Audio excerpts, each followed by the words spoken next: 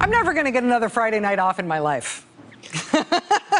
I'm telling you, Friday nights are very news heavy in the Trump administration. Friday night's supposed to be a time when you take it easy, have a panel, do kind of a week in review, because you expect that most of the newsmakers in the world are out on dates or seeing their families or something other than being at work making news. But nope.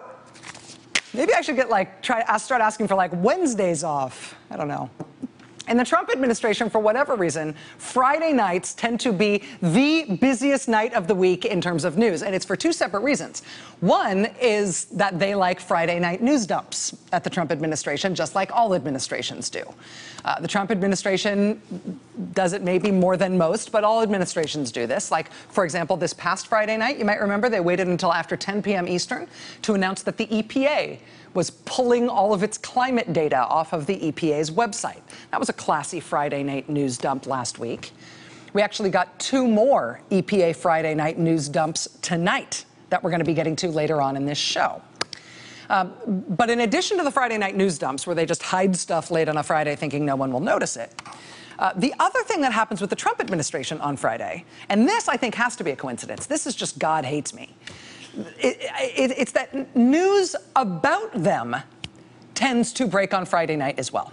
And that is the case tonight in the Washington Post and the Associated Press.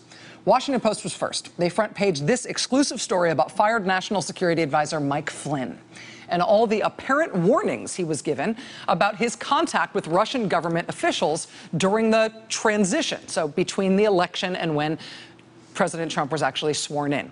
According to tonight's front page scoop in the Washington Post, Mike Flynn was warned explicitly that his conversations with Russian officials were, quote, undoubtedly being monitored by the FBI and by the NSA. Transition officials tell the Washington Post they also prepared a briefing document for Flynn, specifically a profile of the Russian ambassador, who he liked to talk with and meet with so much.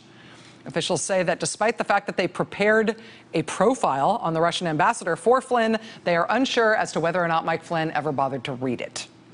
So, interesting new reporting from the Washington Post.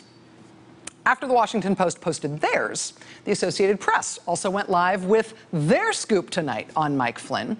They're reporting that the Obama administration was so concerned about what they could see of these ties between Mike Flynn and the Russian government that they decided to delay telling the Trump transition about the Obama administration's plans to levy new sanctions against Russia as punishment for them messing with our election.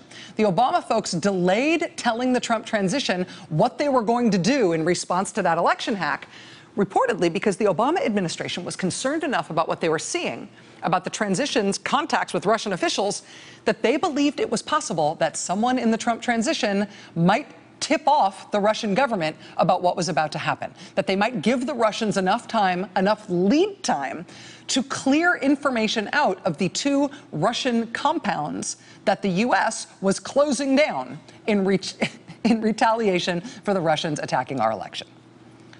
Now, NBC can add a little bit to that tonight. NBC further reports tonight that in terms of that advance warning that the Obama administration gave to the Trump transition about these Russian sanctions, NBC News reports tonight that that advance warning was a matter of hours, not days. Even though they knew they were going to shut down these Russian compounds for days, they didn't tell the Trump folks until hours before they announced it. So the Trump folks wouldn't have too much opportunity to give the Russians a heads up to clean out those compounds, just in case the Trump transition folks were so inclined to do that.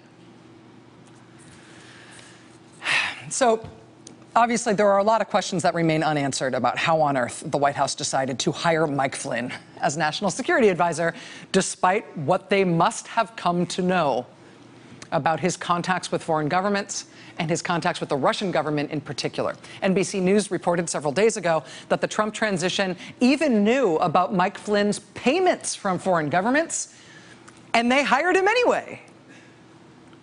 This goes some distance to explaining people who were in contact with him and what they knew at the time that made that inexplicable decision to give him that high-ranking, sensitive national security post. I mean, reading between the lines, though, it also seems clear that people who want to remain government officials people who don't want to have their careers blown up by any association with Michael Flynn and whatever is about to come next in the investigations of him, those people appear to be sort of getting out ahead of any further Michael Flynn reporting. This sort of continues the pattern we have seen around him. Republican officials involved in investigations that get close to what Flynn did and what is known about his actions, they've all been fleeing from those various investigations. Devin Nunes got himself taken off the House Intelligence investigation. Jason Chaffetz took himself out of Congress entirely. Attorney General Jeff Sessions recused himself from any Flynn-related investigations. And now we've got named Trump transition officials saying basically in the press, hey, we tried to warn him. We noticed something was weird here. We tried to send up flags. We knew what Mike Flynn was doing with Russia was wrong and risky. I don't know where any of these investigations are going with Mike Flynn, but the way that other people in Republican politics are treating him is like they're grease and he's a drop of dish soap. So new Mike Flynn news tonight in the Washington Post and the Associated Press. But that also brings us to tonight's news dump from the administration. And that story is next. Stay with us. Hey there, I'm Chris Hayes from MSNBC. Thanks for watching MSNBC on YouTube. If you want to keep up to date with the videos we're putting out, you can click subscribe just below me or click over on this list to see lots of other great videos.